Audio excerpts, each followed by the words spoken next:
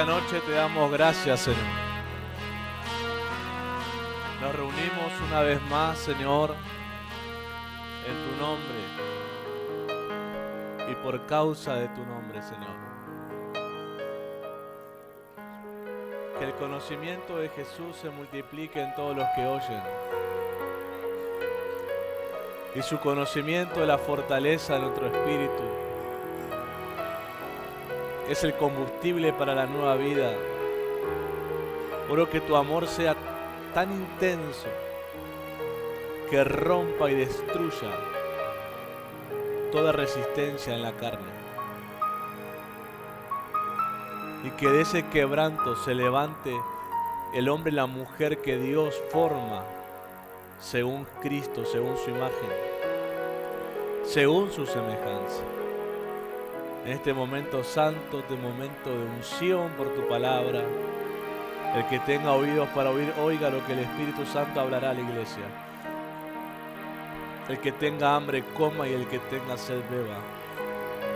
Porque la mesa del Señor está servida, la silla está puesta, la invitación está dada. El que quiera comer, coma, el que quiera beber, beba. Porque el Señor nos brinda los manjares de su reino. Porque no solamente de pan vivirá el hombre, sino de toda palabra que sale de la boca de Dios. Sus padres no comieron el pan del cielo, le dijo Israel. Porque yo soy el pan que desciende del cielo. Y el que de mí come no tendrá hambre jamás. El que de mí bebe no tendrá sed jamás. El que come y bebe de mí tiene parte conmigo. Señor, yo digo que sí a la invitación de tu mesa. Dice tu palabra en Cantar de los Cantares que fuimos invitados al banquete y que la bandera sobre ese banquete era el amor. Es un banquete de amor, es una cena personal de amor, donde el pan tiene diferentes sabores según cada necesidad de cada persona, pero es el mismo pan que alimenta. Es la misma bebida que sacia a Cristo. Oro que se multiplique el conocimiento de la unidad, que se rompa y se quiebre toda división, toda desunión, toda rebelión, todo individualismo se quiebre. Y así como los primeros discípulos comprendieron este principio de la unidad, tú también nos hagas comprender a nosotros. Y forjemos la unidad, no en un sentimiento, sino en pacto. Un pacto inquebrantable en Cristo Jesús. Te damos gracias, Señor. Padre Santo, te doy gracias. Amado Hijo, te doy gracias. Amado Espíritu Santo, te doy gracias. Muévete y haz la obra de Cristo en medio de nosotros. En el nombre de Jesús. Amén. Amén. Y amén. Un aplauso a Jesús en esta hora.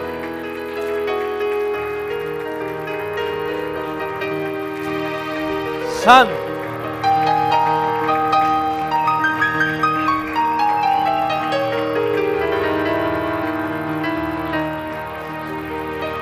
Santo.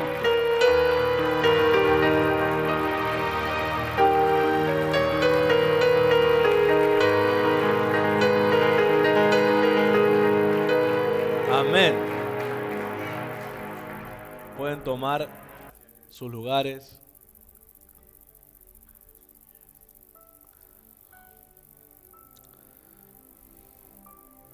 Una vez oí una frase que me gustó. Esta frase decía: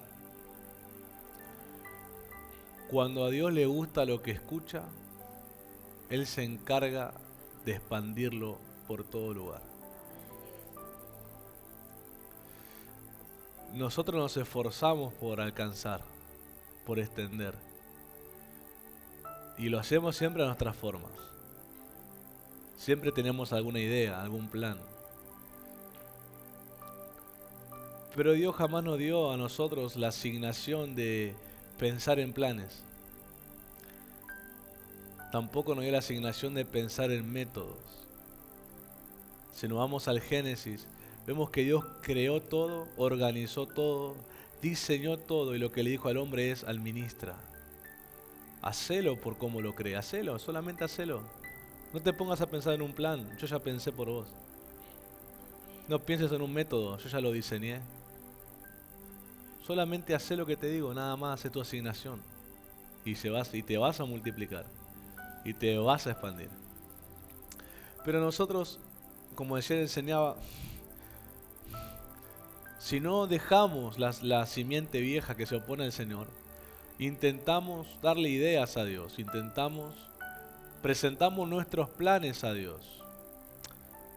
Yo sé que hay un salmo, un famoso salmo, que muchos agarran de ahí, que dice: deleítate en el Señor, y Él concederá las peticiones de tu corazón. Encomienda al Señor tu camino, confía en Él y ahí interpretamos que Dios va a prosperar nuestras ideas y nuestros sueños. Pero el apóstol Fabián, cuando enseñó los 12 días, en algunos días repitió una frase que a mí me quedó. Es bueno ver quién fue el que lo dijo. Porque si no agarramos la palabra así como un refrán. ¿Y quién fue el que dijo ese salmo, el que escribió ese salmo? Hombres de la intimidad. Hombres volcados a la adoración. Hombres volcados a contemplar a Dios y adorarlo. Hombres que no eran ignorantes de Dios. Hombres que tenían revelación de Dios en su corazón. Entonces cuando ellos escriben deleítate en ese, o sea, gozate, tener placer íntimo con Dios, que Dios te dé tu placer, tu mayor placer, gozate en Él y Él concederá las peticiones de tu corazón. En ningún momento se está refiriendo a proponerle a Dios planes. Está hablando, sos tan íntimo que lo que Dios desea también lo deseas vos y Dios va a hacerlo prosperar. Si entendiéramos que nuestra asignación como hijos no tiene que ver darle ideas a mi papá. ¿Qué hijo se presenta a su papá y le dice: así tenés que hacer la casa vos? Así tenés que educarnos. Así tenés que ir a trabajar. Este es el trabajo que tenés que elegir. No existe.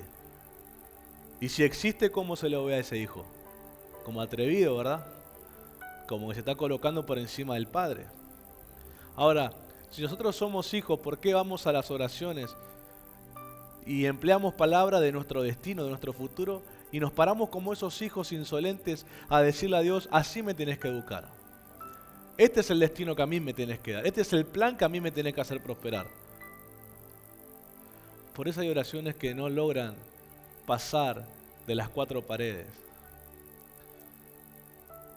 Quizás en algún momento, si Dios lo permite, si tiene que ver con la palabra o con el tópico o con el módulo, hablaremos de la arquitectura de la oración. Hay gente que ora pero no sabe orar. En el sentido de que entienden la definición que es hablar con Dios, sí. Pero lo que no saben es cómo presentarse ante Él. Los discípulos sabían orar. Desde chiquito a los judíos, a los hebreos se les enseña a orar. No era ningún, pero ¿por qué le piden enséñanos a orar? Mateo 6. Pues eso revela el Padre Nuestro. Y en un momento del lenguaje del Padre Nuestro va a hablar a un hijo proponiéndole a Dios ideas, sino a un hijo pidiéndole que Dios baje su diseño y que se honre su diseño en la tierra. Padre nuestro que estás en los cielos, santificado sea tu nombre, venga tu reino y hágase tu voluntad en la tierra como es en el cielo. Y ahí empieza la arquitectura de la oración. Un hijo nunca le va a decir al padre: hace esto. Le va a preguntar al padre qué se hace.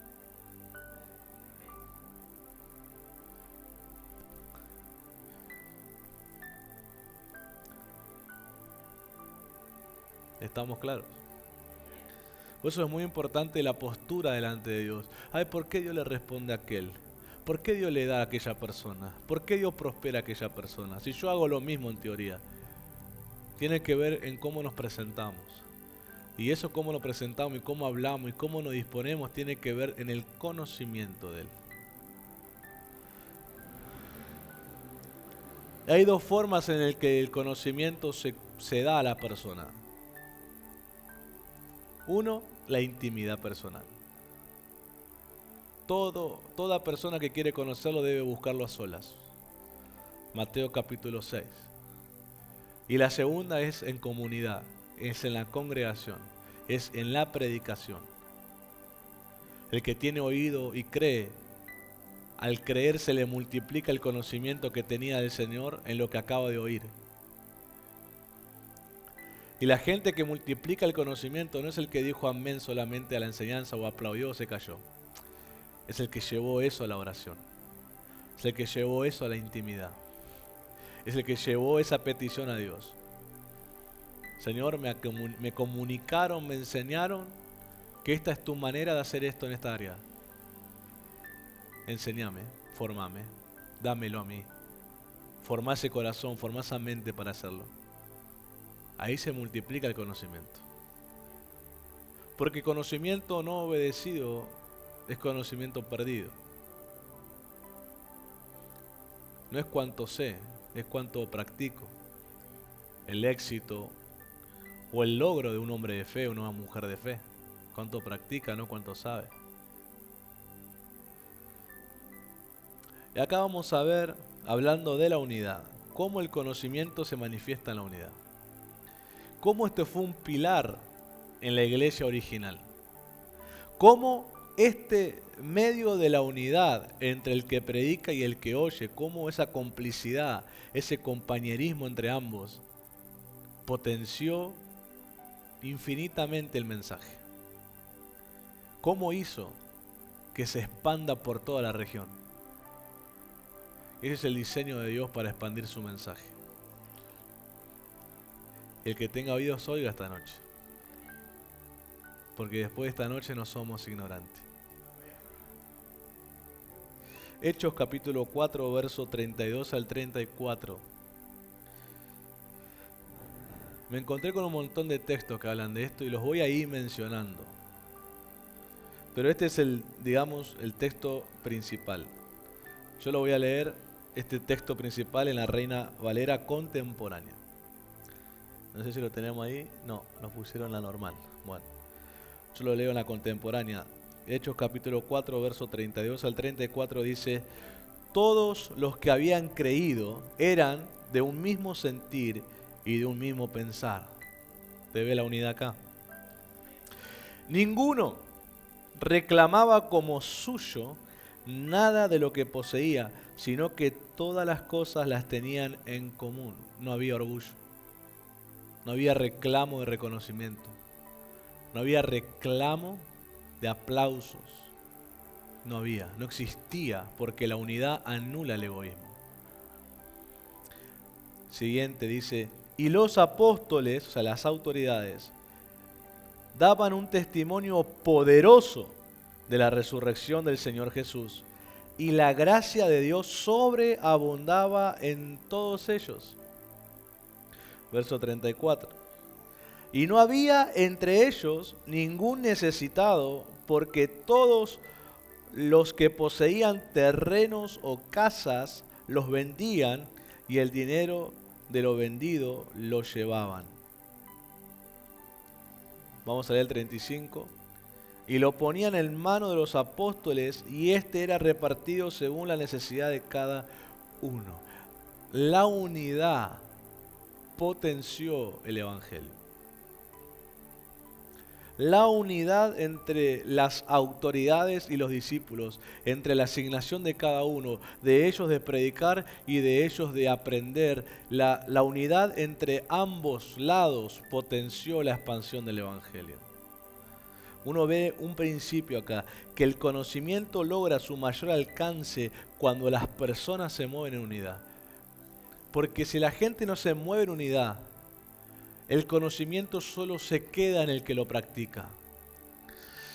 Y queda, encerrado en la persona que lo practica, que lo conoce. Pero si los que oyen no colaboran en unidad, no oyen para practicar, El conocimiento no se puede multiplicar ni expandir.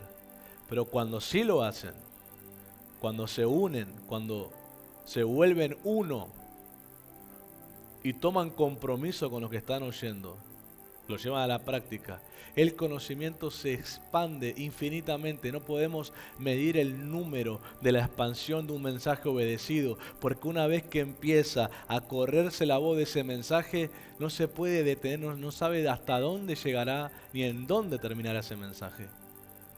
Así como corre el chisme. Y a veces ni cuenta no mata quién se enteró. El Evangelio puede llegar hasta la última persona de la tierra cuando hay unidad en el conocimiento. Y esto es algo que podemos nosotros descifrar en cómo llegó el Evangelio a nuestras vidas. ¿Usted cree que el Evangelio llegó a su vida o a la mía de casualidad? No. Hubo este principio practicado durante siglos. Nosotros de la era moderna, desde Cristo, como se conoce después de Cristo, han pasado 21 siglos, más de 2000 años. Pero el mensaje predicado hacia atrás, hace 2000 años, en el siglo I después de Cristo, se fue compartiendo.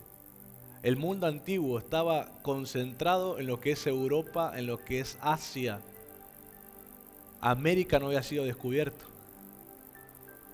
Pero como el principio de la unidad en el mensaje, en el conocimiento, el compartir el conocimiento de Cristo y tomarlo de otro y aplicarlo para que se multiplique y a la vez vos compartirlo y así se empezaba a propagar, hizo que todo ese mundo antiguo se llenara del conocimiento de Cristo, pero luego traspasara las montañas, los océanos, los mares, los territorios y llegara en la era moderna hasta nosotros. Porque hubo gente comprometida, gente de unidad, gente que tomó en serio su lugar de discípulo. No todos, claramente, porque hay gente que siempre fue aplaudidora de templos, pero hubo gente que en serio se tomó el compromiso. En serio se tomó literal y personal el mensaje predicado para vivirlo. Yo creo que el Espíritu Santo los eligió. No es que a los otros no, pero Él conoce el corazón de todos. Y Él alumbra y enciende al que está volcado a eso, al que quiere eso, al que desea eso, al que anhela eso. Y estos hombres y mujeres también, familias, muchos corrieron el riesgo, porque durante toda la época de la historia antigua, ser cristiano en muchos lugares fue motivo de castigo y de muerte. Pero igual no se amedrentaron, guardaron la enseñanza. Muchos protegieron las enseñanzas escritas en la vieja época con papiros, con papeles, donde se pudiera escribir antes que se inventara la tinta y todo eso. Los guardaban, protegían esos papiros, esas cartas, esas transcripciones, las compartían. Si uno se pone a investigar, era toda una batalla conservar un escrito de la palabra. Hoy tenemos Biblia hasta de colores, con dibujo, para la mujer, para el niño, para el esposo, para la esposa. Y ese es el problema. Que cuanto más tenemos, menos nos interesa. En esa época defender por lo menos un papel que tuviera transcrito un evangelio, un salmo, una palabra profética era defendido hasta con los dientes. Era defendido hasta con sangre. Y eso fue porque hubo gente comprometida en la unidad. El llamado lo tenía el predicador, él debía predicar, pero el discípulo participa de su llamado. Dice, vos no estás predicando al aire, vos no estás predicando a los vientos, vos estás predicándome a mí. Yo tomo ese compromiso. Tomo el compromiso de guardar este conocimiento y compartirlo con la gente que me encuentre. Fueron gente ardiendo en el diseño de Dios. Pero siempre aparece la mano humana que le quiere dar mejoras a los diseños de Dios. Que le quiere añadir un poco de maquillaje al diseño de Dios. Que lo quiere hacer más atractivo para la época. Y ahí fue donde la iglesia empezó a ir en declive, porque empezó a olvidar los diseños de Dios y empezó a darle más lugar a las doctrinas de la humanidad, a las doctrinas humanas, a interpretaciones humanas sin el Espíritu. Y se empezó a llenar de letra, pero a vaciarse de la vida del Espíritu en su corazón. Y se volvieron en una época los más racistas, los más discriminadores, los más malvados en contra la humanidad, perseguidores de otra gente, porque tenían letra, pero no tenían la vida del Espíritu en sus corazones. Pero Dios siempre guarda un remanente. Dios siempre guarda gente que se apega al diseño y que no lo suelta al diseño. Esa gente es lo que Dios llama restauradores, los que Dios levanta a restaurar. Y en todas las épocas hizo falta restauradores, no solo en la nuestra, en todas las generaciones. Después que murió el primer apóstol, en realidad mientras vivían los últimos apóstoles de la época de Jesús, ya hubo que hacer restauraciones. Las cartas de Romanos es una carta de restauración. Es una carta que le habla a la iglesia en Roma que estaban discriminando a los judíos creyentes. Ya en esa época hubo que levantarse a restaurar porque estaban olvidando los diseños. El diseño de la unidad, el diseño de compartir, el diseño de tener todas las cosas en común. Se estaban olvidando porque empezó a filtrarse muchas cosas de la carne y dejaban al espíritu afuera. Y una iglesia sin espíritu es un cementerio de muertos. Pero Dios siempre conserva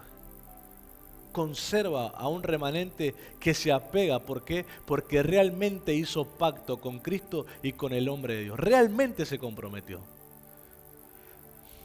Si hoy nos tocara vivir esas épocas, que nos censuraran todo el contenido cristiano en las redes, en el internet, ¿no? Vos pondrías Biblia y te apareciera que no existe, que no te permitieran leer. Lo único que nos quedaría es lo que nosotros guardamos, lo único. Ahora vos andá a buscar un cristiano que guarda. Si toman a chiste no acordarse la enseñanza de ayer para hoy. ¿Qué clase de guardianes podría encontrar Dios hoy de su mensaje para seguir compartiéndolo a pesar de la censura, de la prohibición? En lugares comunistas donde la fe es prohibida, dicen que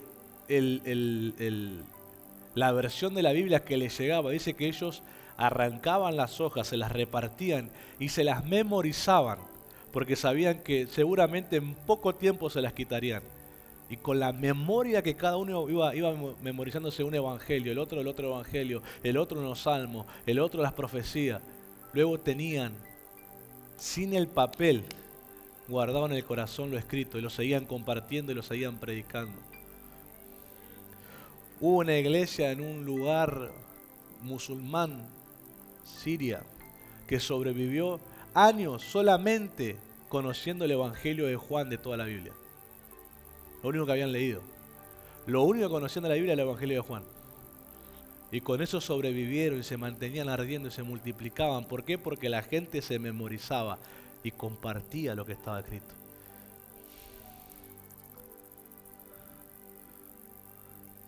Hoy a algunos de ustedes le ponemos la tarea de memorizar un texto bíblico y a veces nos queda, pero ¿cómo quedan lo que le pasó a la doña Chela enfrente?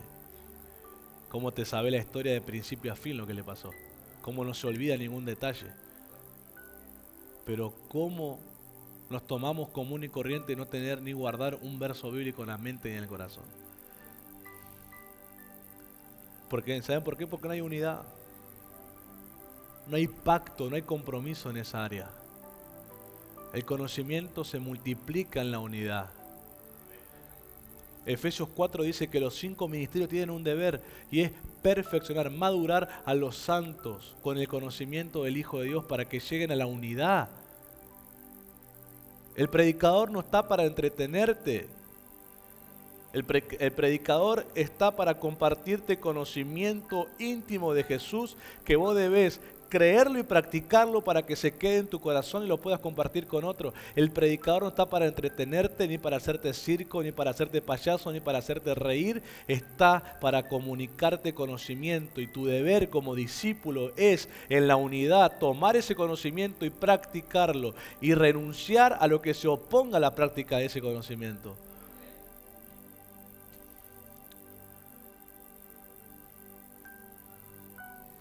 Nosotros no necesitamos reformar, necesitamos restaurar.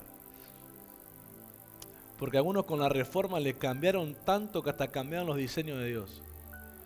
Necesitamos restaurar, no reformar. Pedro dijo y profetizó en Hechos que el Señor sería retenido en los cielos hasta que aquí abajo ocurriera la restauración de todas las cosas. La Biblia profetiza que ya habría un tiempo donde la gente, la propia iglesia, olvidaría los diseños de Dios. Y habría que restaurarlos como son. Pero hoy cuando intentás restaurar, te encontrás que hay mucha gente que en el corazón tiene orgullo, tiene egoísmo, tiene vanidad, no quiere sujetarse a otra persona. No, rechaza sujetarse a alguien, rechaza obedecer a alguien, rechaza honrar a la autoridad. Vos lo ves tan rebelde detrás de la carita que tocaba la pandereta. Restaurás el diseño y ves la rebelión que le salta por la mirada. Vos decís, estos son los frutos de una iglesia que perdió la restauración, que no tiene restauración de Dios. Que han vivido una iglesia en la forma del hombre y no la de Dios.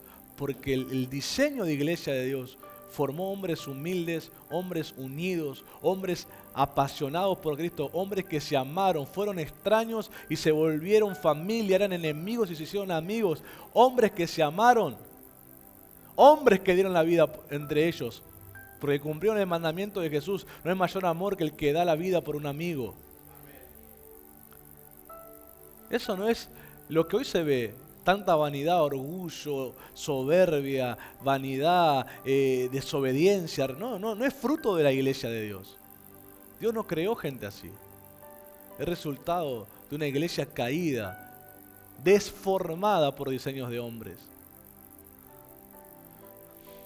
Por eso cuando vos querés restaurar te encontrás con que el 90% está negativa. El 10% le cae la ficha y se encienden, pero el 90% se enojan. No les gusta lo que oyen, porque están perdidos en su espíritu. No tienen la vida de Dios, no tienen la simiente de Dios como ayer te enseñaba. No han renunciado a la simiente de donde provienen. Por eso les aflora la simiente de donde nacieron. Jesús le dijo a los fariseos, ustedes son hijos de los padres que mataron a los profetas. Ustedes son los hijos que le hicieron los monumentos, pero ustedes no son diferentes a sus padres que mataron a los profetas.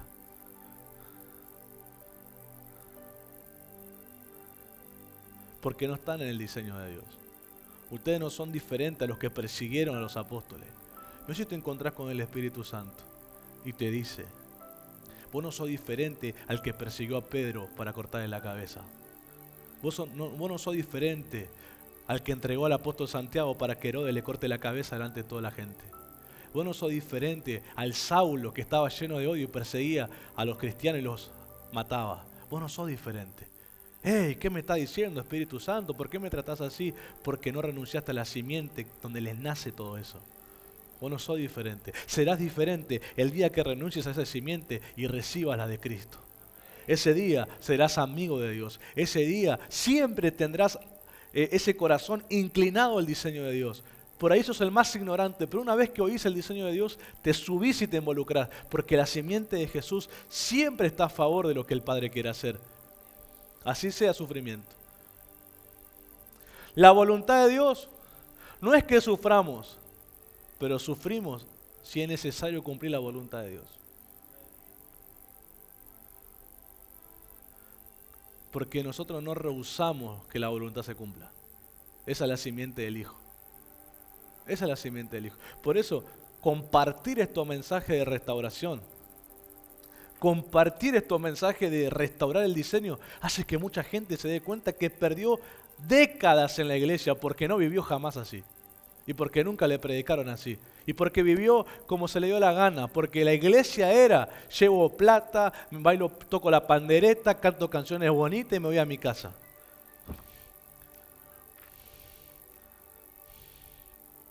Dios no creó una iglesia, no formó una iglesia para entretenerse. Dios formó una iglesia para darse a conocer. Diga conmigo, para darse a conocer. Dios no me salvó para que yo aplauda solamente. Entonces, yo puedo aplaudir porque me gusta lo que escucho y está bien. Pero eso no cumple la función. La iglesia de Dios es para darse a conocer. Así como Él puso el tabernáculo en la época de Moisés, permitió el templo en la época de Salomón, permitió el segundo templo en la época de Herodes y la época de Jesús, siempre Él buscó estar en el medio de su pueblo para darse a conocer. Él levantó sacerdotes para que comuniquen quién es Dios, para que el pueblo que lo conoce lo dé a conocer a otras naciones. Daniel dijo algo extraordinario que me encanta. Dice, el pueblo que conoce a su Dios se esforzará y actuará. El conocimiento jamás es pasividad. El que conoce jamás se queda de brazo cruzado. El que conoce se esfuerza y actúa. Toma en la mano la acción de que las cosas cambien. No es pasivo. No señala como un criticón y se va. Es alguien que aporta el conocimiento para que algo se restaure. Cuando vos tenés consejería, cuando vos tenés, no sé, charla con un hombre, una mujer que conoce a Dios, lo que te está hablando, el conocimiento que te está comunicando, es el plano para restaurarte. Porque todo lo que vos decís que te pasa, que te va mal, que te hace sentir mal, que haces mal, y todo lo que vos llamás mal, que te hacen o que haces o que te pasa o que sufrís, tiene Dios un diseño porque eso necesita restauración. Lo malo nunca viene del diseño de Dios. Lo malo viene del diseño caído del hombre. Por eso Dios te da un consejo para restaurar. Y mucha gente no le gusta el consejo de Dios. Porque el consejo de Dios no dice yo voy a matar a todos tus enemigos. El consejo de Dios es restaurarte el alma. Por cómo está, porque tu venganza, tu enojo, tu odio, tu celo es de un hombre caído que tiene que ser restaurado. Y cuando vos exponés lo que sentís, lo que Dios te dice es necesitar restauración. Y la gente no le gusta escuchar eso. ¿Qué querían la gente que le digamos? Que sus enemigos van a quedar a los pies, que se le van a derretir como cera, que van a tener la cara como Freddy Krueger. Y vos decís, buscan a Dios, pero no aceptan lo que Dios les quiere dar. Y son gente caída. Gente que están todavía en la simiente caída. Y voy a decir, qué pena, porque están en un lugar santo y no se santifican. Oyen un mensaje divino, eterno, y no militan para eso. Van a su casa y solamente dicen, yo no pienso así, y directamente anulan el mensaje y lo rompen, lo tiran a la basura. Cuando en la antigüedad una carta que llegaba de un apóstol era compartida a toda la comunidad y hasta transcrita para que otras comunidades lo puedan leer. Hoy hay gente que se toma el atrevimiento de romper las cartas y tirar a la basura por si no le gusta lo que dice.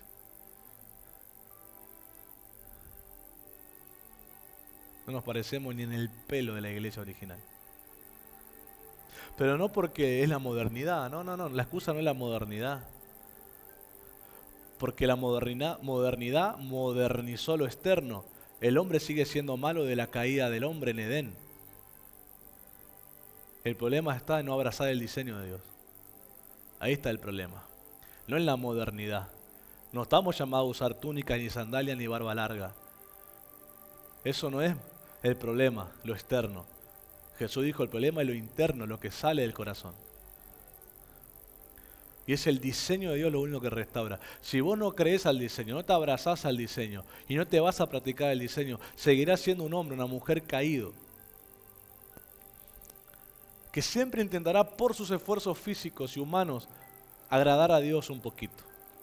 Te conformará con que un poquito mejoraste y dice ya será tu gloria toda la vida. Será tu laurel en la cabeza de la cual te vas a gloriar toda la vida. Pero te digo algo, el laurel se seca. El laurel se seca. Hay gente que por un cambio hace 20 años todavía se jacta y no avanzó en la transformación. Y no avanzó. Una vez perdonó a uno y se jacta de ese perdón, pero hay 50 que todavía no perdonó en el corazón. La gente se abraza y se autoengaña. El diseño de Dios es un diseño que todo el tiempo está trabajando en nosotros. Todo el tiempo nos está llevando a renovarnos una y otra vez en el diseño de Él, en la restauración. La restauración no se terminó. La restauración continúa. Porque dice la palabra, y el que empezó la obra, ¿qué dice? La perfeccionará hasta el día. O sea que nuestro caminar de restauración es hasta el día que Él aparezca. No son las 3 semanas que te oraron, los 7 días de liberación. Eso empezó el trabajo. Pero termina el día en que Él vuelva. Eso es abrazar el diseño, entender que estás en restauración. Estamos en restauración hasta el día en que Él venga, o por mi vida o venga por la iglesia. Hasta ahí no se detendrá nunca la restauración. ¿Qué significa eso? Que el Espíritu Santo muchas veces, mucho tiempo, estará indicándome a cambiar, a renunciar, a cambiar, a sacrificar, a arrepentirme. Muchas veces, durante mucho tiempo, durante varios años, estará el Espíritu Santo hablándome eso. Si es algo que no aceptas, es algo que no estás abrazando el diseño de Dios. Hay gente que si le predicas un miércoles y un domingo arrepentimiento, te dice, siempre predico lo mismo. Digo, si no aguantás 2 reuniones, no vas a caminar en el diseño del Espíritu de restaurarte hasta el día de Cristo. Que te repito durante años. No lo mismo, diferentes cosas, pero llevándote a la restauración. Porque el Espíritu Santo, si algo sé, no es repetitivo. No se queda hablándote 20 años lo mismo, no. Él habla. El que tenga oídos para oír, que oiga. Él demanda la obediencia. Una vez que comunica, Él espera obediencia. No espera un debate entre Él y vos a ver quién gana. Él espera obediencia. Por eso la unidad es más importante de lo que pensamos o entendemos. La unidad ha potenciado una sola palabra al nivel infinito que no logramos entender. Una sola palabra. Un ejemplo rápido. Usted recuerda lo que hizo la mujer que quebró el alabastro, ¿verdad? ¿Y cuáles fueron las palabras de Jesús a la acción de esa mujer? ¿Cómo?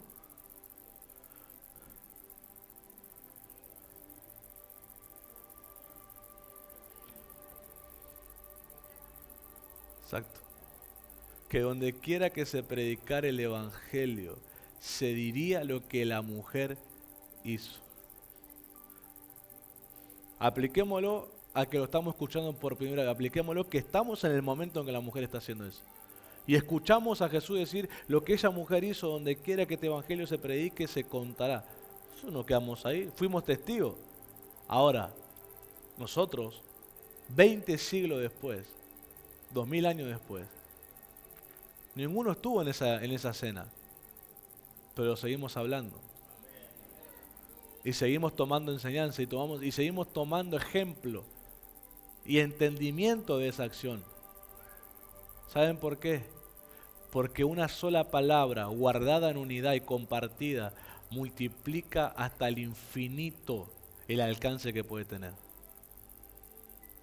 Una palabra que vos compartás a un perdido, lo que vos le hablás, que a veces vos creés que no fue suficiente, estás mal. Porque esa sola palabra, hecho en unidad, hecho compartiendo el conocimiento de Jesús a alguien, se puede multiplicar hasta el infinito el alcance que tenga.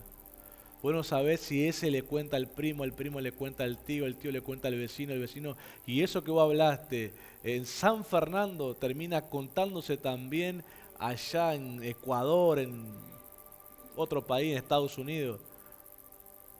Y un día te va a dar la vuelta y vas a decir, ¿cómo? Esto yo lo hablé hace 20 años con un hombre, ¿cómo? Yo dije un día, hace 20 dije algo parecido. No es casualidad que vos dijiste algo parecido. Es que fue el alcance que fue dando la vuelta esa frase, esa conversación, fue compartiéndose. Eso es lo que hace la unidad en el conocimiento. Así fue como estos hombres pudieron replicar, pudieron escribir copias de las cartas de los apóstoles. Porque fueron hombres que tomaban en serio guardar. Jesús que dijo, guarden mis palabras. El que me ama mis palabras, dijo, guardará. Y el que me ama, dijo, yo me manifestaré a él. Y también dijo, mi Padre y yo haremos morada con él. Es el que guarda, el que experimenta la vida de Dios. El que guarda. El que se compromete, el que hace unidad con ese conocimiento. El que dice, yo voy a compartir ese conocimiento. Cuando conversamos con alguien, porque hoy el tema de la fe es uno de los temas más hablados en muchos lugares. Muchos lugares. El otro día me sorprendí que una compañera, cual fuimos amigos porque nos conocíamos del jardín, comparte una historia en Instagram y pone que el cumpleaños de un compañero también, y dicen, mi compañero de debates bíblicos y de política. Entonces yo le digo, me interesa saber qué hablan ustedes. Y me compartió. Y me sorprendió leer lo que me dijo que debatían. Yo pensé que me iba a hacer un chiste, iba a decir algo medio frívolo. Y lo que me tiró, hasta a mí me dejó pensando qué responder ante ese debate. Hoy la gente habla de la fe. Le interesa la fe, más de lo que pensamos. Pero están como el eunuco. ¿Cómo entenderé si no hay quien me explique? ¿Cómo conoceré y entenderé si no hay quien me explique? Como el apóstol Pablo escribió a los romanos. ¿Y quién irá? ¿Y quién les predicará? ¿Y quién les anunciará? ¿Y cómo entenderán si nadie les predica? Hay una misión. Hay una misión que nosotros tenemos que tomar. Si no, quítese el camino. Quítese porque estorba, molesta. Tome el compromiso realmente. Usted no escucha mensajes para aplaudir, escucha mensajes para compartir. ¿Cómo entenderán si nadie les predica? ¿Cómo van a entender si nadie se los dice? Esa es la misión. Cómo el conocimiento puede empezar en un púlpito y multiplicarse, vaya a saber hasta dónde, cuando hay discípulos en la unidad comprometidos. Dios mío. Lo que hoy podemos leer, oír y conocer se debe a cómo el Evangelio se potenció por la unidad. ¿Quién estuvo cuando Adán se creó? Quizá Víctor nomás. Pero ¿quién estuvo cuando Adán y Eva se crearon? Ahora, ¿cómo conocemos eso? Hubo un conocimiento dado. Muchos dicen a Moisés, quien escribió todos esos libros, pero se multiplicó en el compartir ese conocimiento, para que lo puedan escribir tal cual como él lo escuchó. Es porque hubo un conocimiento compartido, no una semana, un mes. Miles de años guardaron ese mensaje, ese conocimiento y se compartió. Por eso en la era moderna, en la época de la imprenta, se pudo hacer la Biblia, que muchos dicen que fue el primer libro impreso y el más vendido. Se pudo escribir esa historia porque durante miles de años hubo gente guardianes del conocimiento. Hoy tenemos un montón de gente que si no le gusta lo que le escucha, dice, no me gustó, y no guarda nada. Tenemos creyentes gourmet. Quieren un bocadito chiquitito que sabe rico, que tenga buen sabor. Un gustito rico, ¿viste? Cuando dicen comida gourmet que es chiquitito, pero dicen que sabe rico. Y es chiquitito, bocadito. $100 y un pedazo de arroz con un pescado en el medio. Pero el arroz no sé de dónde viene, el pescado lo pescaron en la luna. $100, gourmet. La gente, wow, gourmet, no es lo que me comí. Y te está la tripa crujiendo porque tu estómago es así. Y terminás yéndote a McDonald's a comerte una triple porque tenés un hambre después de gastarte $100 un bocadito gourmet. Porque la panza no se te llenó. Hoy tenemos un montón de creyentes que quieren bocadito, no. Ay, predique 10 minutitos nomás, 10 minutitos, cortito, bonito, lindo y simpático para que me guste. tu apetito no se llena y por eso se van, ven pornografía, por eso se van y maltratan, por eso van y se emborrachan, por eso se van y buscan otro contenido que los sacie. ¿Saben por qué? Porque como piden bocaditos gourmet y el estómago que tienen es así, de elefante,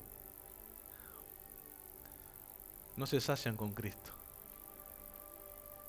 Su necesidad que les sigue adentro brullendo, ellos llevan y consumen carne, consumen pecado, se llenan de pecado.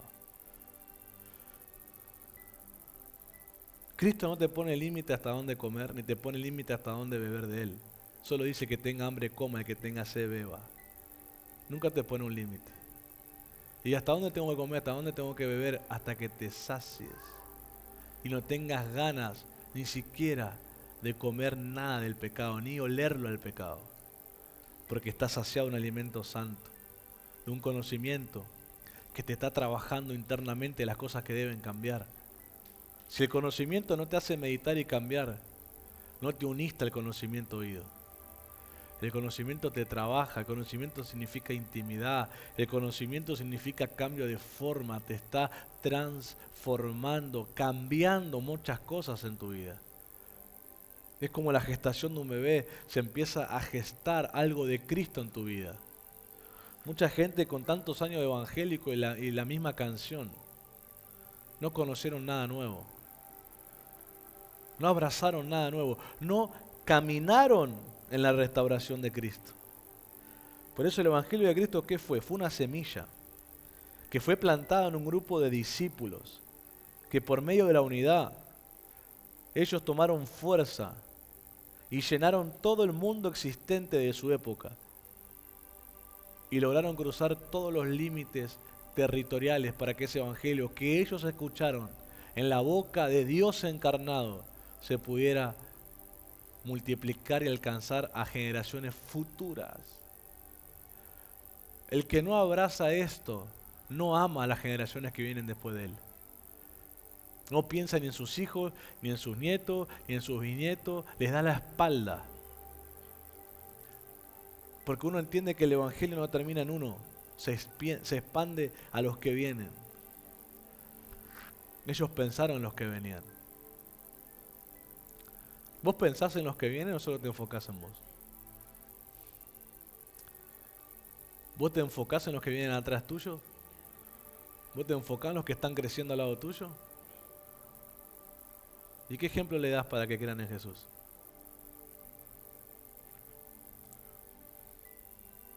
¿Qué devocionales tenés con ellos para que conozcan a Jesús desde pequeño?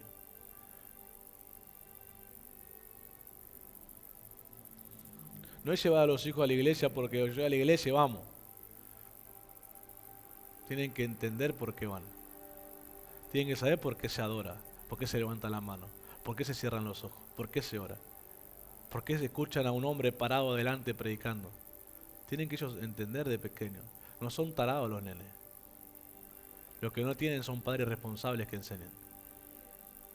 Porque creo que hasta hay padres que ni saben por qué van a la iglesia.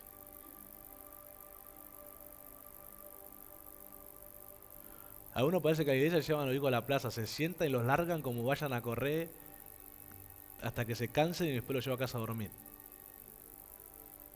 Y ni les interesa pensar en el futuro de esa descendencia. Después se agarran los pelos cuando son adolescentes y no quieren ir más a la iglesia. Imagínense si no tengo amor por expandir el conocimiento de Cristo en mi familia, en mi seno, con los que como, con los que duermo, con los que vivo todos los días. No tengo interés de expandir. ¿Qué voy a tener interés de expandir al perdido? Hay algunos que han dado por perdido al perdido ya. No se esfuerzan en nunca más compartirle nada. Y créanme que hay gente que necesita y que anhela que alguien les predique, que alguien les anuncie, que alguien les comparta. Encontré muchos textos que hablan de esto. Te voy a leer 1, 2, 3, 4. Ay, pastor, usted de que se compró esa Biblia anda. De que me encontré con los diseños de Dios. No estoy quieto. Hechos 12, 24 dice: Pero la palabra del Señor crecía y se multiplicaba. ¿Cómo estaba la palabra de Dios? Crecía, no estaba estancada en las cuatro paredes. No estaba estancada solamente en el grupo de discípulos. Dice que crecía y se multiplicaba la palabra de Dios. La palabra de Dios estaba en boca de mucha gente. Porque era compartida por todos. Hoy con esas excusas, no, yo no soy llamado pastor, no, yo no fui al instituto, ¿qué voy a poder decir? Y andan con tanta excusa buscando la quinta pata al gato para no hacer lo que deben hacer. Dice Hechos 12:24, pero la palabra del Señor crecía y se multiplicaba. Estamos leyendo el comportamiento de la iglesia y los discípulos del primer siglo. Si la palabra crecía y se multiplicaba, significaba que había hombres crecidos y que se estaban multiplicando en Cristo. Por eso la palabra lo hacía. Porque la palabra no es un conjunto de letras, la palabra es Cristo encarnado. Juan 1 dice, y el verbo se hizo carne. La palabra es Cristo hecho hombre. La palabra es habitando en hombres que tiene acción a través de los hombres. Esta gente veía a estos hombres actuando en la palabra. Y la palabra tomaba fuerza, tomaba credibilidad entre la gente porque veían esa coherencia entre lo oído y entre lo practicado. Uno de ustedes tiene una cara, parece que me quieren morder la cara a mí. Hechos 13:49 dice, y la palabra del Señor se difundía por toda aquella provincia. ¿Cómo estaba la palabra? Y la palabra de Dios se difundía. Esa palabra, ¿qué es difusión?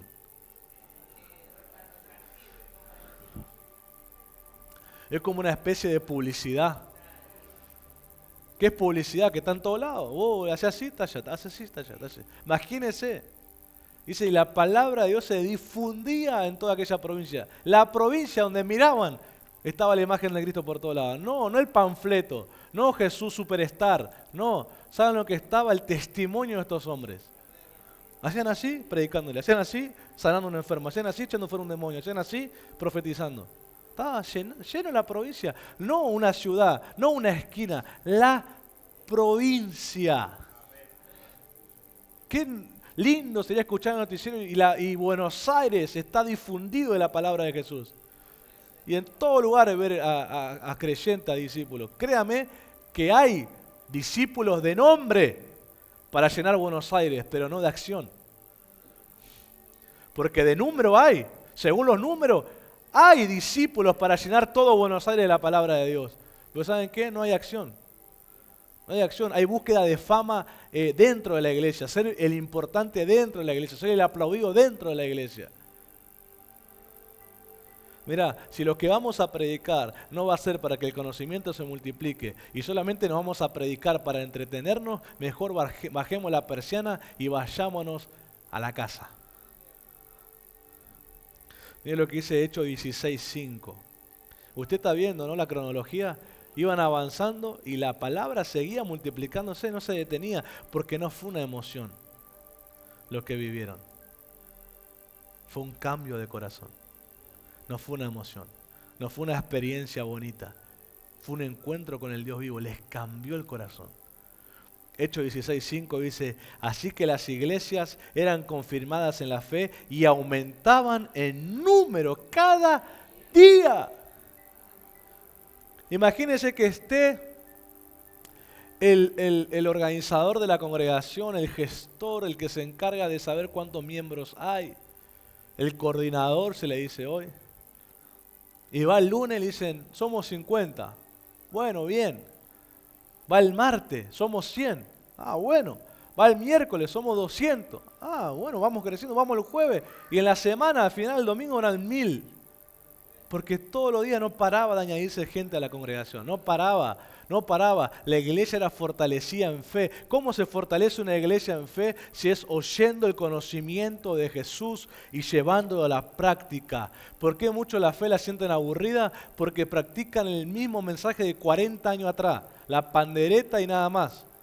Y no tienen un conocimiento fresco para compartir.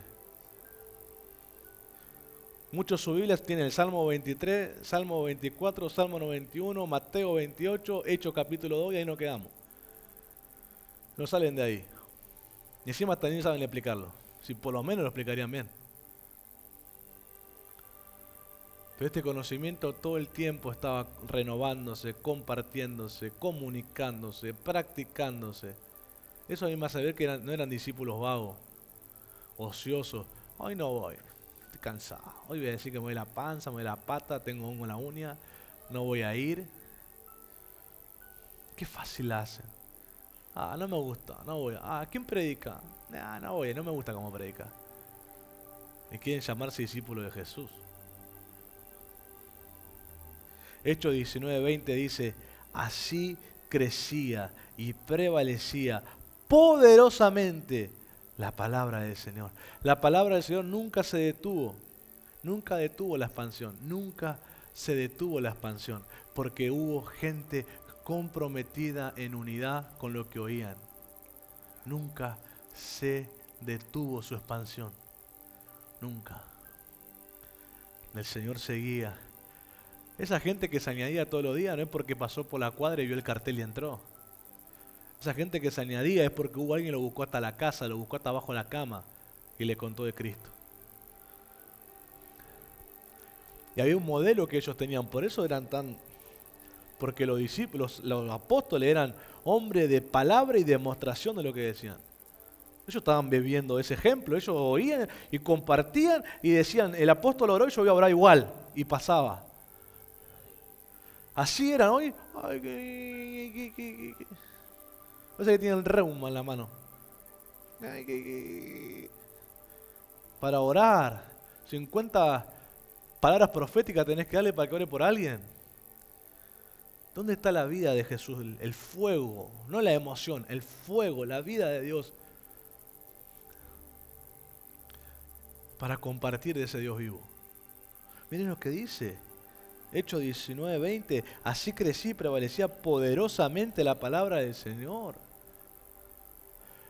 Y estos hombres estaban en medio de una persecución, no estaban de vacaciones. Estaban bajo el régimen de uno de los emperadores más sanguinarios romanos llamado Nerón, el cual hizo un circo que echaba a mujeres, niños y hombres a ser comidos por leones y la gente miraba en las gradas. Ese hombre perverso, malvado, sangriento era el que los amenazaba y ellos igual seguían predicando y la palabra de Dios se fortalecía, poderosamente crecía. ¿Y a vos quién te persigue? Tu sombra nomás te persigue. Y no predicar la palabra de Dios. Y no compartir la palabra de Dios a nadie. Porque no hay unidad. No hay unidad. Jesús cuando le dijo a Pedro, lo llamó, ¿qué le dijo? ¿Serás qué? A Pedro. Serás el apóstol. ¿Qué le dijo? ¿Serás pescador? ¿Con qué se pescaba en la antigüedad? ¿O con qué Pedro pescaba? ¿Y la red qué es? ¿Cómo está hecha una red? ¿Hilos qué? Sueltos, entrelazados, fortalecidos con nudos. Esos nudos representan pacto. Dice, echarás redes y pescarás hombres. Con las redes pescaba peces, ahora pescarás hombres. Las redes, la red como está hecha, ustedes se imaginan una red de pescador ahora. Hoy le llaman, ¿cómo le llaman hoy? ¿El que tiran? Sí, pero tiene un nombre. Algo de mundo le dicen. Medio mundo. ¿Vio esas redes que usted tire, sacan hasta la media que perdió que se metió al agua? A veces sacan más basura que peces. Y el que fue a pescar dijo, yo por lo menos ¿cómo se llama el pescadito chiquito? Mojarrita, ¿no? ¿Cómo es el otro chiquito del pescadito? Hasta este cornadito me lo como igual, pero yo un pescado me como hoy. ¿Verdad? El orgullo del pescador. Y si no me compré nada, voy al Carrefour, me compro un pescado y me lo llevo a casa. Pero suelto, no, así solo no vuelvo. ¿Verdad? Yo sé de algunos que fueron a pescar en lancha, todo quemado y no. Tengo que comprar pescado para no volver con la mano vacía. Los pescadores, los Pedro, los Juanes, todos quemados vinieron. Pero bueno, un chiste para que baje la acidez estomacal y podamos seguir con el diseño. Que no debo hacer chiste. El chiste es un plus. ¿Cómo están hechas las redes? Con hilos entre lazados y fortalecidos con nudos específicos para que no se rompiera. Tienen que aguantar peso, ¿verdad? Ese nudo representa pacto. Los hilos representan discípulos. Y la unión entre ellos, ese entretejido para que la red se forma, tiene que ver con sujeción. Entonces cuando un ministerio dice voy a echar la red para salvar almas, lo que está lanzando es a gente sujeta y en pacto entre ellos. Porque si lanzamos una red en gente peleadora entre ellos, egocéntrico, a ver quién es el que más habla, y tiro así, cuando va cayendo se me rompió en el aire esa red. Se quebró toda la red. Querés sacar el pez, se rompe la red, todos los peces quedan ahí. Te querés tirar al agua con la boca, querés pescarlo. Pero cuando la red está bien hecha, está entretejida, está fortalecida con nudos, está como tiene que estar, y vos la lanzás, vos garantizás pesca. Por eso cuando la gente no se anima a expandir el mensaje, no sos parte de la red. Porque la red nunca va a mostrar actitud, no me animo, no quiero, no, yo no voy a hacer eso. No, porque el pacto, el nudo, la tiene sujeta al deber. Entonces lanzamos la red y es enviar gente en unidad y en pacto. Que los lanzamos y van a llevar el conocimiento de Cristo. Así estos hombres fueron la red para ese mundo. Y vaya que pescaron. La primera pesca 3.000. ¿Quién no quiere pescar 3.000 en su primera evangelización? Su primera predicación en la plaza. Le caiga al pastor el domingo con 3.000 personas que cortan todas las 197. Que dicen, ¿quién canta ahí que hay tanta gente? No, nadie canta, está Cristo. Y a Pedro le pasó. A Pedro le pasó, 3.000 se le convirtieron en las pescas, en la red que tiró. Jesús empezó a cumplir la palabra. Serás pescador de hombres. Fuiste hábil en tu trabajo, sabías dónde pescar, dónde ir a buscar los peces, a qué hora tirar la red. Ahora vas a ser hábil, pero para ganar almas. La palabra del Señor nunca se detuvo porque hubo gente comprometida, unida, como esta red, con pacto, no unida por unir, unida no por conveniencia, unida por pacto. Porque la conveniencia usted sabe que cambia. Alguien dice, cuando la gente logra sacarte lo que quería, cambia su lealtad, o cambia su interés, o cambia lo que tenga, que se unió a vos. Pero cuando hay pacto, el cambio no te hace cambiar. El cambio te hace esforzarte, el pacto te hace esforzarte para que se honre. Estamos unidos por pacto, no por conveniencia. Porque decir la verdad, con alguno ni convendría unirse. Pero por pacto con Cristo nos unimos. ¿O no? ¿Qué? Ellos se unieron por el mismo propósito, compartir el mensaje. Tuvieron el éxito a tal punto que todas las regiones de su época fueron alcanzadas por el Evangelio de Cristo. Hechos capítulo 5, verso 28 dice. Y me gusta porque esto no lo dicen los discípulos, lo dicen los propios perseguidores. Hechos 5, 28 dice, diciendo, ¿no os mandamos estrictamente que no enseñéis en ese nombre? Y ahora habéis llenado a Jerusalén de vuestra doctrina y queréis echar sobre nosotros la sangre de ese hombre. Llenaron Jerusalén de la doctrina de Jesús. Cuando fueron amenazados que no lo hagan, lo hicieron más todavía. Pablo llegó a decir una frase extraordinaria a Timoteo.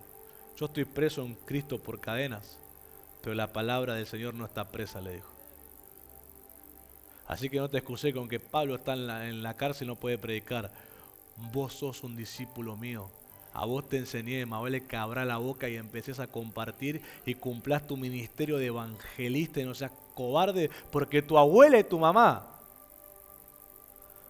tienen más fe que vos. Así que avivá el fuego del don que yo sé que hay en ti por la imposición de mis manos. Yo sé a quién le confié. Sé que te puse la mano no porque te vi bonito, te vi simpático, te vi con plata, te vi bien vestido. Te puse la mano porque Cristo me hizo verte como un mensajero fiel. Te impartí lo que tengo. Yo no te impartí cobardía. ¿Cuándo me viste a mí ser cobarde, Timoteo? ¿Cuándo me viste a mí esconderme y entrar a la falda de mi mamá, de mi abuela? Si vos ves que las marcas que tengo son marcas de cadena por haber estado preso por causa de Cristo. Si vos sos un discípulo, demostrá que sos uno. Cumplí tu obra de evangelista. Conclusión. Este santo y poderoso evangelio de Cristo, que nos alcanzó a todos nosotros por la unidad entre el que lo proclamó y el que lo creyó, nosotros debemos hacer lo mismo. Si queremos ver personas alcanzadas, debemos hacer lo mismo en la unidad. Y la gran pregunta es, ¿qué haremos? Porque después de hoy no soy ignorante, hoy no puedo decir, yo no sabía cómo había que hacer. Después de hoy, tiene que arder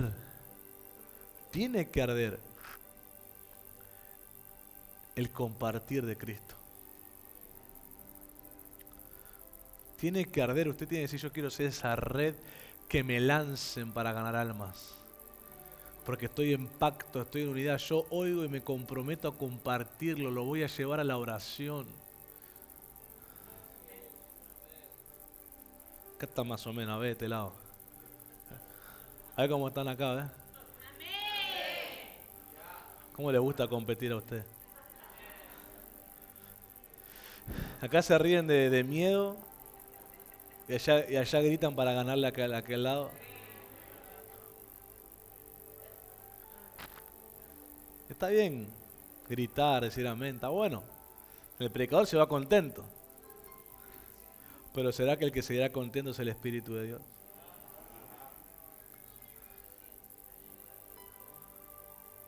Sé que hay uno que lo aburrí y se puso a ver el celular.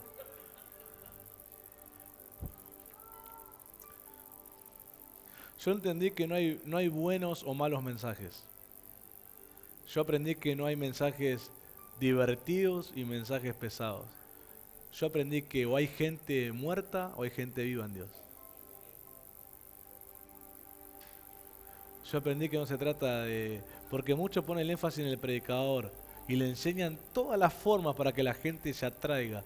Pero si vos solo lográs atraer gente a vos y no a Cristo, sos un gran fracaso. Está bien mejorar la oratoria, está bien. Yo me corrijo, me oigo predicar y me corrijo. No, acá hablé mal, acá hablé muy rápido, acá me trabé y acá no sé qué dije. Y me corrijo. Tengo que hablar mejor, tengo que leer, tengo que explicar porque yo doy por hecho lo que estoy diciendo, pero tengo que demostrar que está en la Biblia. Y acá me tuve que haber detenido y haber leído la Biblia porque yo sé que está en la Biblia, pero no se lo mostré que está en la Biblia. Y me corrijo. Porque yo a veces me empiezo a predicar y doy por sentado que todos ustedes conocen la Biblia. Y me doy cuenta que a uno la tengo que leer para que sepa que está en la Biblia. Y eso es un error, usted tiene que leer la Biblia. Todos los días, todos los años de su vida. Yo leí la Biblia un año hace como 10 años, no, todos los días leer la Biblia. Todos los días, todos los días, todos los días. Yo no sé cuántas veces estoy leyendo la Biblia ya. Y cada vez me encuentro con cosas nuevas. El Espíritu Santo me hace detenerme en cosas que antes no me detuve, la pasé por alto. En los salmos me detuve en salmos que no me había detenido nunca. Por ejemplo, descubrí en un salmo que aparece la puerta de la hermosa antes que aparezcan Hechos. Usted dice, qué revelación. Yo lo que le digo es leer la Biblia y leerla bien. Tranquilo, no. Tranquilo. En un ambiente de intimidad que usted oró y adoró y está tranquilo para leer, ¿no? A la corrida mientras está en el baño o está cocinando. Para que leo el versículo, para. Ahí vamos. Ambiente de intimidad, sentado, atento. Un consejo, está muy cansado, duerma primero y después lea. No lea así. Ay, pero Dios vio mi esfuerzo. No, espiritualicemos, démosle a Dios un buen servicio, no hagamos lo espirituales. Usted duerma primero, levántese despejado y ahí lea bien. Si Dios quiere que lea bien, no está diciendo, mientras te dormís y te babiás, intentá leerme la palabra. Nosotros espiritualizamos eso. Una ducha de agua fría, la cabeza entre un tacho de agua, algo para despertarse. No se ahogue nomás. Bautícese otra vez, a ver si se vuelve a convertir. Una bautizada, el arrepentimiento, a ver si arranca a ver otra vez. Pero lea la Biblia todos los días. No sé si lo pregunto o no lo pregunto, porque es la vergüenza públicamente. Pregunto o no pregunto. ¿Cuánto leen la Biblia todos los días? Que a mí me avergonzó porque yo no leo. Si él hubiera dicho una vez a la semana, yo levantaba la mano. Pero hay gente que es así, es la vergüenza públicamente. Y los que no, les recomiendo. Los salmos. Yo estoy leyendo los evangelios y los salmos. Los salmos en el celular y los evangelios en la Biblia. Cada uno ahí para no mezclar las lecturas.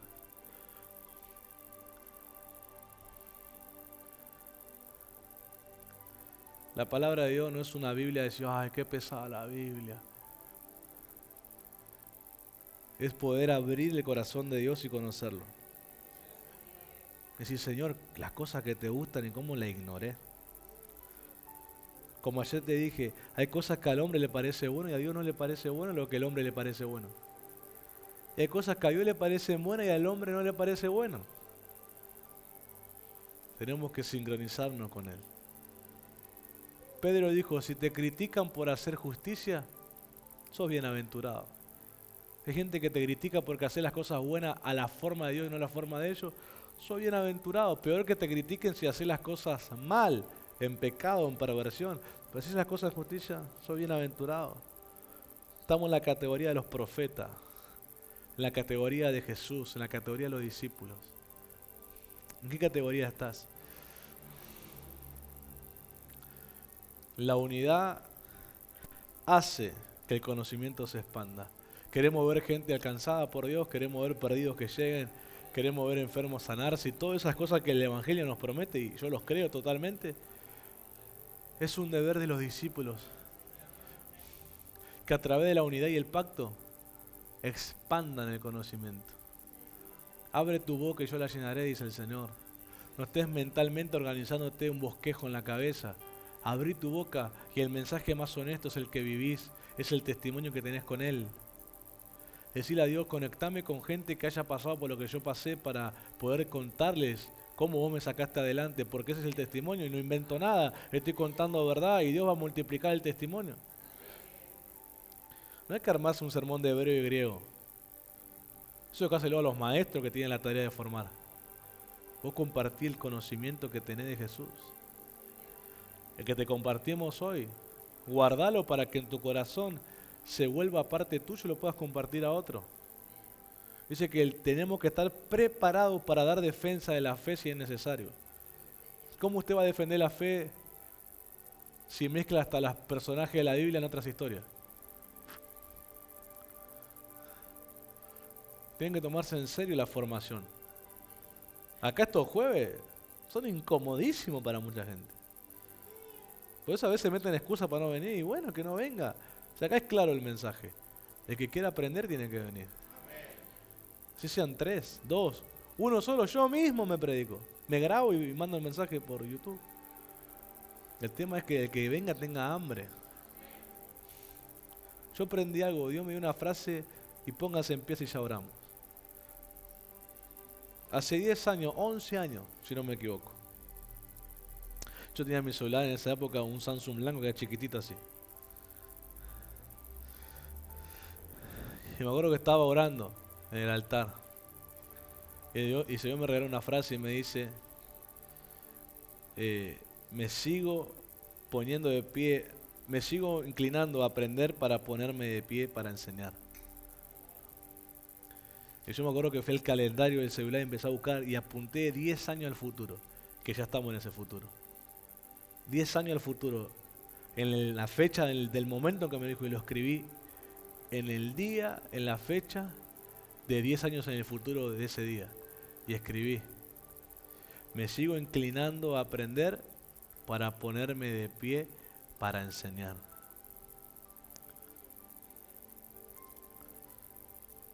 El que se pone a los pies de Jesús para aprender, como hacía María, a los pies de Jesús, y que Jesús dijo, ella escogió la mejor parte, la cual no le será quitada. El que se sigue poniendo a los pies de Jesús para aprender, siempre podrá ser maestro de alguien. Siempre va a poder a alguien explicarle la palabra de Dios.